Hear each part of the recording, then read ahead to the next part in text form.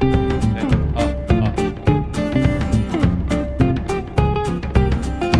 자, 지금 총 5대의 카메라가 저를 찍고 있습니다. 이렇게 많은 숫자의 카메라가 저를 딱 찍고 있으니까 느낌이 되게 생경스럽네요. 홍미노트5, X3000, V40의 카메라, 아이폰 카메라, 웹캠이 저를 찍고 있습니다. 이렇게 카메라를 총 출동해서 촬영을 하고 있는 이유, 펜타 카메라?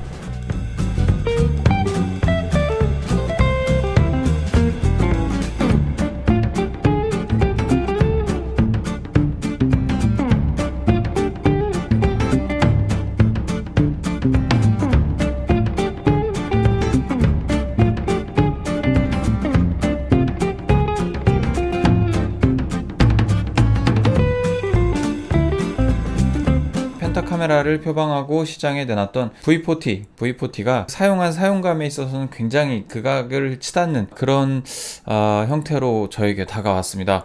바로 이전에 사용했던 것이 삼성 갤럭시 노트라는 대형 플래그십이었다 보니까 아무래도 이 LG의 V40 같은 경우는 상당히 좋지 않은 모습으로 다가올 수밖에 없었습니다. 시스템 최적화, 예전부터 이야기가 나왔던 얘네들이 잘 만들었다라고 주장하고 있었던 여러가지 그 하드웨어적인 장점들도 그렇게 긍정적으로 다가오지는 않더라라는 겁니다. 카메라, 얘네들이 탑재하고 있는 카메라는 기본적으로 우리가 사용하기에 무리가 없는 수준의 카메라입니다. 일단 V40 같은 경우 펜타 카메라를 표방하고 나왔습니다. 제가 이것을 지원받지 않은 것이 천만다행이다라고 생각이 드는 이유는 뭐냐면 생각보다 품질이 좋지 않았습니다. 가격에 비해서 품질이 좋지 않았어요. 첫 번째로 사진 품질입니다. 사진 품질은 많이 좋아졌다라고들 이야기하고 있지만 실제로 사용을 해보고 촬영을 해봤을 때 오버 노출을 잡는 경우가 많았고 생각보다 색감이 그렇게 발색이 뛰어나게 좋지도 않았으며 기존에 사용하던 아이폰이나 갤럭시 노트 9보다 좋은 점을 딱히 찾기가 어려웠습니다. 그나마 좋은 점이라고 하면은 세 가지의 앵글, 광각, 표준, 망원 렌즈 세 가지의 앵글을 가지고 있다는 것이 최대 장점이었는데 그 최대의 장점조차도 제가 이제 동영상을 좀 주로 찍는 타입이다 보니까 동영상 자체가 OIS가 지원이 잘 안 되고 흔들리는 앵글을 그대로 보여줬다라고 하는 것이 좀 안타까운 부분이었습니다. 물론 4K 영상을 촬영을 했기 때문에 OIS가 적용이 안 되고 있는 그대로의 이미지가 녹화가 된 것일 수도 있겠지만 여러 가지 측면에 있어서 그렇게 OIS, 흔들림, 손떨림 방지가 제대로 적용이 되지 않았다고 하는 것은 다소 아쉬운 포인트였습니다. 이걸 좀 심층적으로 다각도로 분석을 좀 해볼 필요가 있어서 촬영을 좀 여러 번 시도를 했습니다. 여러 번 시도를 했고, 그것에 대해서 제가 이제 동영상과 더불어서 이제 이미지 파일을 비교를 해본 결과 사실 두 개의 카메라의 성능은 거의 비슷합니다. 비등비등하다고 볼 수 있어요. 하지만 그 사진에서 주는 느낌이 누구에게 더 좋게 받아들여지느냐라는 측면이 중요했습니다. 그래서 얼마 전에 설문조사를 진행을 했었죠. 설문조사의 결과는 보시는 대로 이렇습니다. A와 B 사진을 비교하도록 이렇게 이제 A와 B의 이름을 붙여서 진행을 했었는데 그 A와 B의 사진 중에 가장 좋다라는 의견이 보여진 것이 아이폰이었습니다. 물론 이제 제가 아이폰에 대한 리뷰를 시작을 해서 제 채널을 많이 봐주시는 구독자분들 중에 많은 분들이 아이폰을 선호하시는 경향이 있을 순 있습니다. 하지만 오랜 기간 동안 많은 숫자의 사람들 한 100여 명에서 200여 명의 표본으로서 설문조사가 진행된 것을 봤을 때는 LG 쪽보다는 아이폰 쪽의 느낌이 좀 더 좋다라고 손을 들어주시는 분들이 많았습니다. 결과적으로 비등비등하다 하지만 거기에서의 느낌 차이를 더 좋게 느끼는 게 아이폰 쪽이었다라고 하는 것은 이게 어떻게 보면 대비의 차이라고 볼 수도 있겠습니다. 이 사진에서도 볼 수 있듯이 대비가 확실히 살아있는 쪽은 아이폰입니다. 그리고 이 사진에서 보면 빛이 새어 들어와서 원본의 이미지를 훼손하는 현상을 말합니다. 그 DSLR 카메라 같은 경우 보면 카메라 후드가 달려 있습니다. 렌즈로 직접 주사되는 빛을 차단해주는 후드를 달아줌으로써 원본의 이미지에 최대한 가깝게 이제 연출을 하려는 그런 의도가 담긴 기구들이에요. 갤럭시 노트 9과 V40에서는 그런 현상이 여실하게 드러납니다. 그 아이폰을 찬양한다라는 것이 아닙니다. 실질적으로 아이폰의 이미지 센서는 V40의 이미지 센서보다 그렇게 좋지 않다고 판단할 수도 있습니다. 빛을 받아들이거나 어떤 그런 하나하나의 소재의 크기 자체가 LG 같은 경우가 좋게 나왔기 때문에, 그리고 최신으로 나온 기계이기 때문에 그리고 카메라를 강조했기 때문에. 하지만 그럼에도 불구하고 최종 결과물에서 1년 전에 나온 모델인 아이폰 X에 손을 들어주시는 분들이 더 많았고, 실제로 사진의 결과물을 봐도 아, 이건 너무 부옇게 나왔어, 이건 너무 노출이 날랐어, 너무 오버한데, 이렇게 판단이 들만한 요소가 많이 나오고 있다고 하는 것은 사실 카메라를 펜타 카메라로 때려박은 그런 의미가 딱히 보이지 않는다라고 하는 겁니다. 그게 되게 안타까운 거예요. 엄청나게 홍보를 했고 카메라의 성능도 높였다, 여러 가지로 주장을 하면서도 결론적으로 결과물에서 상대적인 평가를 받았을 때, 그러니까 좋은 점수를 받지 못하고 있다라고 하는 것은 안타까운 부분이죠. 혹시 뭐 일각에서는 뭐 아이폰 XS Max보다 얘가 더 좋다 라는 이야기, 그리고 뭐 픽셀의 어떤 픽셀 2의 어떤 이미지 처리 그 결과물의 어떤 그 경계보다도 잘 찍힌다 라는 의견이 있지만, 제가 찍어보면서 비교를 해봐도 아무리 봐도 V40에 손을 들어주기는 무리가 좀 많이 있었습니다. 아무래도 선입견이 조금 있어서 그랬는지는 몰라서 여러 각도로 찍어봤어요. 뭐 셀카도 찍어보고 뭐 풍경도 찍어보고 인물도 찍어보고 포커스도 찍어보고 여러 가지를 다 찍어봤는데 G7보다 더 나은 점을 찾기도 어려웠고, 실상으로는 이 V40 같은 경우를 더 좋게 받아들일 수 있는 포인트가 거의 없었다라고 하는 부분이에요.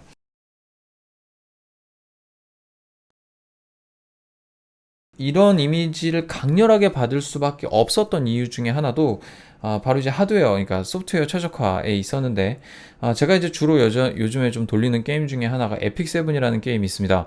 지금 비교 화면이 나갈 텐데, 에픽7 같은 경우도 이 사양의 휴대폰에서 끊기면 안 됩니다. 왜? 스냅드래곤이라는 최강의 그 AP를 사용을 하고 있고, 그 AP가 충분히 이 안에서 돌아가고 제대로 된 성능을 발현을 해준다면 갤럭시 노트 9처럼 굉장히 수월하게 게임이 돌아가고 모든 프로그램들이 원활하게 돌아가야 정상인 거예요.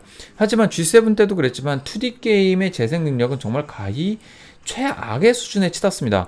데스티니 차일드라는 게임도 있죠. 완벽하게 2D 게임으로서 돌아가는 그 게임인데, 2D로만 돌아가는 게임인데, 그 게임도 프레임 드랍이 꽤나 심해 보였습니다. 오히려 홍미노트 5의 게임 플레이 영상이나 V40의 게임 플레이 영상이 그렇게 큰 차이가 안 느껴지는 순간도 존재했어요. 물론 갤럭시 노트 9은 엑시노스라는 그 자체, 엑시노스 9810이라는 자체 AP를 사용을 함으로써 뭔가 좀 더 하드웨어와의 하모니를 좀 더 높였다라고 볼 수 있겠지만, 스냅드래곤도 어떻게 보면은 그 수준, 그 성능의 수준이 엑시노스 9810과 거의 비등비등하다고 볼 수 있거든요. 좀 떨어지는 면이 없지는 않다라고 하더라도 충분히 그 정도 면이 있음에도 불구하고 일부 앱들이 원활하게 작동하지 않는다라고 하는 점은 굉장히 아쉬운 포인트였습니다. 지금 현재 이제 제가 하고 있는 이야기를 쟤는 어떻게 봐도 저렇게 편파적으로 이야기를 하니? 라고 생각하시는 분은 실제로 아이폰 X의 사용감을 한번 느껴보시길 바랍니다. 아이폰 X 같은 경우 아이폰 계열의 휴대폰이라고 말을 해야 되겠지만, 아이폰에서 나온 최신 휴대폰들을 보면 AP의 성능이 거의 타의 추종을 불허합니다. 이번에 아이폰 XS Max 같은 경우도, 그러니까 안투투 벤치마크 점수가 38만 점이 나왔고, 긱벤치 점수 같은 경우도 사상 최대 점수를 찍으면서 거의 최강의 휴대폰이다라고 인정이 될 만큼 하드웨어 성능을 좋게 뽑아서 나왔어요. 그런 식으로 생각을 해서 따졌을 때 1년 전에 나온 휴대폰보다 심지어 긱벤치 점수가 좋지 않다라고 하는 것, 그리고 최근에 나온 최신에 같이 나오고 있는 휴대폰들과 똑같은 AP를 쓰고 있으면서도 하드웨어 성능이 떨어지고 있다는 것은 도저히 이해를 할 수가 없습니다. 싱글코어 성능이 갤럭시 노트 9, 갤럭시 S9 같은 경우에는 싱글코어 성능이 3800점 정도 됐었어요. 긱벤치 점수가요. 근데 이 녀석은 2800점입니다. 2300점입니다. 이해를 할 수가 없습니다. 똑같은 성능, 똑같은 AP, 그래서 가격도 꽤나 높게 책정이 되어 있음에도 불구하고 좋지 않게 설정이 되었다라고 하는 건 심히 이해할 수가 없는 포인트입니다. 그리고 가격도 갤럭시 노트 9과 거의 비슷하거든요. 똑같은 동일한 용량 128기가를 생각을 해봤을 때는 거의 금액이 비슷하다라고 하는 거예요. 그럼 얘네는 뭐가 더 좋냐? 뭐 음향이 좋아, 우리 시스템을 좀 더 편하게 우리가 바꿨어 라고 이야기를 한다고 할지라도 떨어지는 스펙은 어쩔 수가 없는 겁니다. 음악을 선호하시는 분들께는 최적의 제품이라는 것은 이견의 여지가 없어요. 지금 보시는 여러분이 보시니 V40의 화면 자체도 이거 봐. 지금 얘도 지금 한참 좀 찍은 지 오래되니까 약간 프레임 드랍처럼 더덕더덕 거립니다. 지금 프리뷰 화면이 지금 18분째 찍고 있는데, 야, 이거 진짜 좀 너무한다 이거. 전혀 그런 게 느낌이 없는데, 더덕 프레임 드랍이 생겨요. 찍고 있는데 오래 찍었다고. 야, 씨, 홍미노트에서도 안 생기는 현상이야. 야, 홍미노트에서도 이렇게 심하게 안 생겨. 야, 진짜 이걸로 보여드려야 되겠네요, 진짜로. 아, 정말. 더더더더 보이시나요? 더더더더. 자, 예, 홍미노트 보겠습니다. 홍미노트 더덕거리는 거 안 보여요?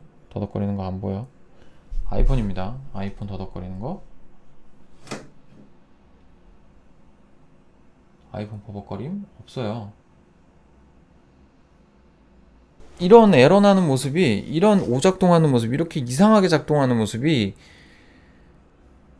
중국에서 만들어낸, 중국을 무시하는 거 아닙니다. 중국의 기술력보다 떨어지고 있는 거야. 소프트웨어 최적화요.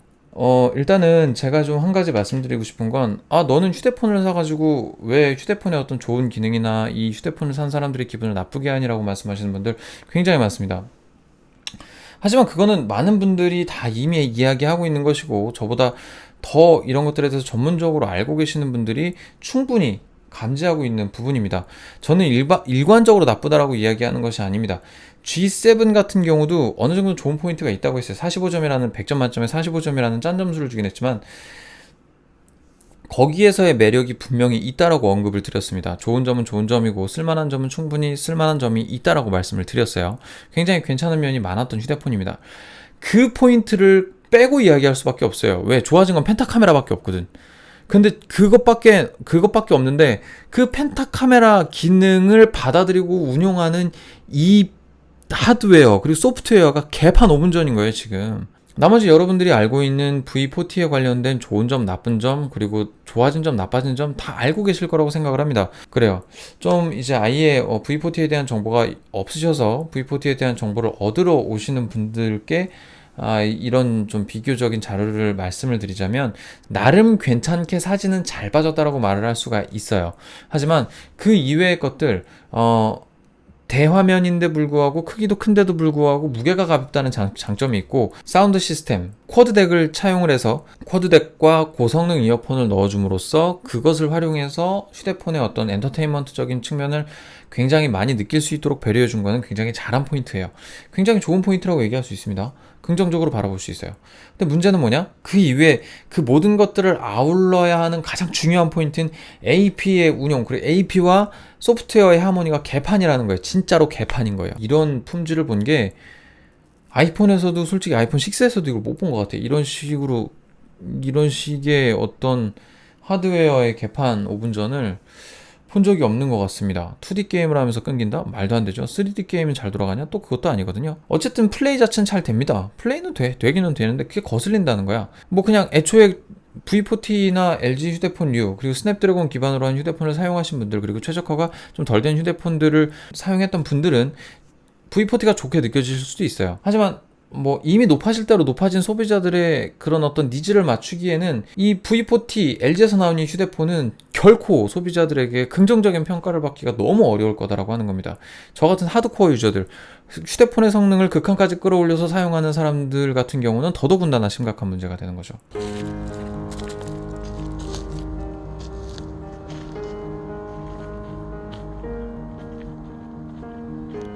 결론입니다. LG 휴대폰 G7에서 상당히 좋은 이미지를 받았습니다. 나름의 매니아들이 있는 이유를 알았고 그것에 대해서 많은 분들이 사용을 하고 LG를 찾는 이유는 분명히 있다. 하지만 그렇게 아주 절대 다수의 사람들을 만족시키지 못하는 이유는 분명히 있었다라고 하는 것이 지난 G7의 리뷰였다고 하면 이번 V40에 대한 리뷰는 내가 만난 플래그십 휴대폰 중 가장 최악이다라고 이야기를 할 수밖에 없는 그런 모델이다 라고 밖에는 이야기가 안 됩니다.